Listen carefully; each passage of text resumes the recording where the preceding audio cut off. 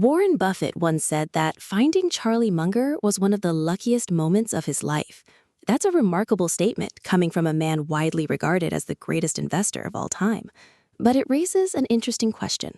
If Buffett is the greatest investor, was Charlie Munger actually the greater thinker?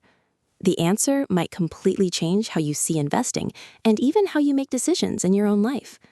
For decades, Warren Buffett became the public face of Berkshire Hathaway. His annual letters, legendary shareholder meetings, and extraordinary investment record made him a household name. Charlie Munger, on the other hand, often stood quietly beside him, speaking less frequently, but leaving behind ideas so profound that investors still quote them years later. Together, they built one of the greatest business partnerships in history, but their minds worked in fascinatingly different ways. Before Buffett met Munger, his investment philosophy closely followed the teachings of Benjamin Graham. He searched for businesses that were statistically cheap, often buying companies that looked like bargains on paper, even if they weren't exceptional businesses. It worked remarkably well, but Munger saw a limitation. Munger believed it was far better to buy a wonderful business at a fair price than a fair business at a wonderful price. That single idea transformed Buffett's approach forever. Instead of chasing cheap stocks, Berkshire Hathaway began investing in companies with durable competitive advantages, outstanding management, and the ability to grow for decades. Think of businesses like Coca-Cola or Apple. They weren't simply inexpensive, they were exceptional.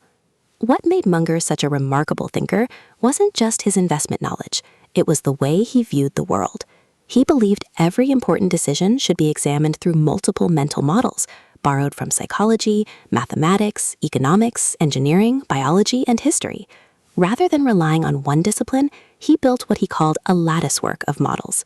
To Munger, understanding human behavior was just as valuable as understanding financial statements. Buffett's genius, however, lay in applying these ideas with extraordinary discipline. He possessed an almost unmatched emotional temperament. When markets panicked, Buffett remained calm. When everyone became greedy, he became cautious. He often reminded investors that the stock market transfers money from the impatient to the patient. That wasn't just clever advice, it was the foundation of his success. This difference reveals something important. Munger expanded the map. Buffett mastered the journey. One developed powerful frameworks for thinking. The other consistently executed those ideas under pressure. Great investing requires both. Consider the technology boom of the late 1990s. Investors rushed into internet stocks with little concern for valuation. Buffett refused to invest in businesses he didn't fully understand, even as critics claimed he had become outdated. Years later, when the dot-com bubble burst, his discipline proved wiser than chasing excitement. That decision reflected both Buffett's respect for his circle of competence and Munger's insistence on rational thinking over emotional impulses. So, who actually thought better? If you're measuring originality, Charlie Munger may have the edge. His mental models reshaped modern investing and influenced countless investors, entrepreneurs, and business leaders.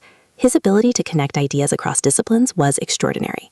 But if you're measuring execution, consistency, and emotional mastery over more than 6 decades, Warren Buffett stands almost alone. Knowing what to do is one thing. Doing it repeatedly through booms, crashes, criticism, and uncertainty is another. The truth is, asking who thought better might be the wrong question. Buffett himself has often acknowledged how deeply Munger influenced him, while Munger consistently praised Buffett's discipline and judgment. Each made the other better.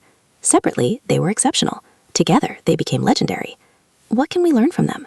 First, never stop learning. Your greatest investment may be in expanding the way you think. Second, patience often beats brilliance. You don't need to make hundreds of great decisions, just a handful of excellent ones over time. Third, understand your circle of competence. Admitting what you don't know is often a strength, not a weakness. Finally, remember that your temperament matters more than your intelligence. Markets reward those who stay rational when everyone else loses control.